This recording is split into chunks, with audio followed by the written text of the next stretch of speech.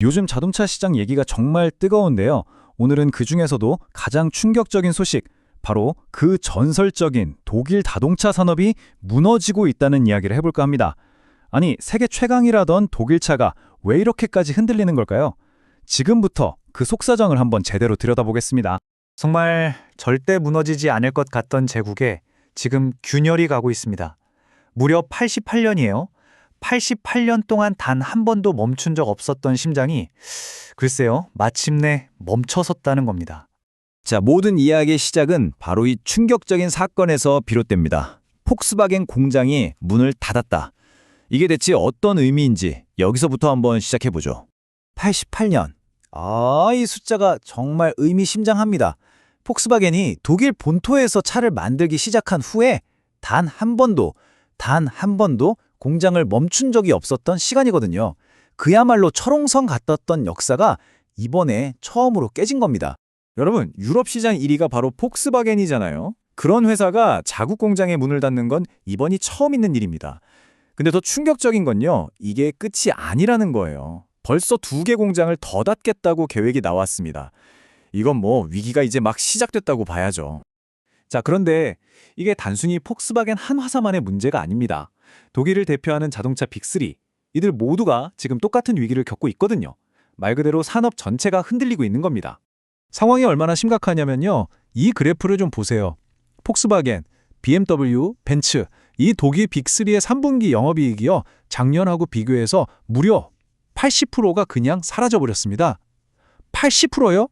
이건 2009년 글로벌 금융위기 때보다도 더 안 좋은 역대 최악의 성적표입니다. 이렇게 실적이 악화되니까 당연히 그 다음은 뭘까요? 바로 사람들입니다.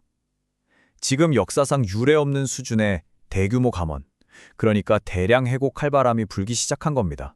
먼저 폭스바겐인데요. 여기서만 무려 3만 5천 명을 줄인다고 합니다. 아우디도 마찬가지예요.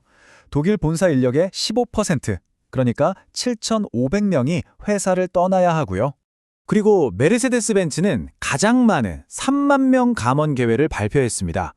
이걸 다 합치면요, 순식간에 7만 개가 넘는 일자리가 사라지는 거예요. 이건 그냥 숫자가 아니죠. 독일이라는 나라의 제조업, 그 심장부가 지금 흔들리고 있다는 소리입니다. 아니, 대체 뭐가 문제길래 이렇게까지 강력했던 독일 자동차 제국이 순식간에 흔들리는 걸까요? 자, 그 주된 원인, 바로 이 이야기의 판을 흔드는 핵심 플레이어를 소개해드리겠습니다.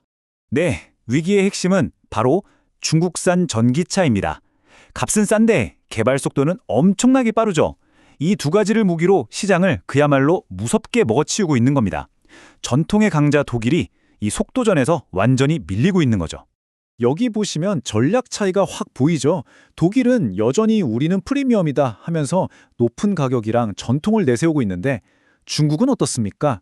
가격은 거의 반값, 개발 속도는 상상을 초월해요. 이걸로 그냥 시장의 규칙 자체를 바꿔버리고 있는 겁니다. 근데 설상가상으로 문제가 하나가 아니에요. 중국 전기차는 계속 치고 올라오죠? 독일 내부에선 전기차 개발이 계속 늦어지고 있죠? 심지어 미국은 관세 폭탄까지 때리면서 수출 길도 막히고 있죠? 그러니까 이 모든 악재가 한꺼번에 덮친 그야말로 퍼펙트 스톰 상황인 겁니다. 자, 그럼 유럽은 그냥 가만히 보고만 있었을까요? 물론 아닙니다. 나름의 대응책을 내놓긴 했는데 글쎄요, 이게 과연 효과가 있을지는 좀 의문입니다. 유럽연합이 꺼내든 카드는 크게 두 가지예요. 첫째, 들어오지 마 하면서 중국산 전기차의 40%가 넘는 엄청난 관세를 매겼습니다. 그리고 둘째, 이거 너무 빠르다 싶었는지 2035년까지 내연기관차를 없애겠다던 계획을 사실상 포기하면서 속도 조절에 들어갔죠. 하지만 중국은 이미 이런 수를 다 읽고 있었던 것 같습니다.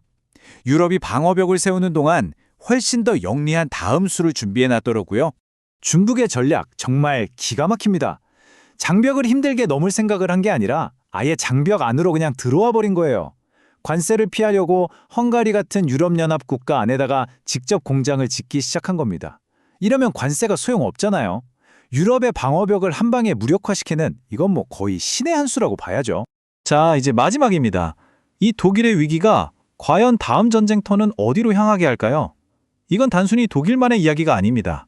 우리를 포함한 다른 자동차 강국들에게 이게 어떤 의미인지 한번 생각해 봐야 합니다. 결국 독일 자동차 산업의 몰락은요, 그냥 한 나라의 위기가 아닙니다. 이건 글로벌 자동차 시장의 판도가 완전히 뒤바뀌고 있다는 아주 강력한 신호탄이에요. 그리고 다른 모든 나라에게 보내는 무서운 경고장이기도 하고요. 특히 우리한테 이게 정말 중요한 이유가 있습니다. 앞으로 중국 전기차와 가장 치열하게 싸워야 할 나라가 바로 우리, 대한민국이잖아요. 지금 독일이 겪고 있는 이 위기, 이거 절대 남의 일이 아니라는 겁니다. 과연 독일의 오늘이 한국의 내일이 될 수도 있을까요? 이 질문을 끝으로 오늘 이야기는 여기서 마치겠습니다. 지금까지 들어주셔서 감사합니다.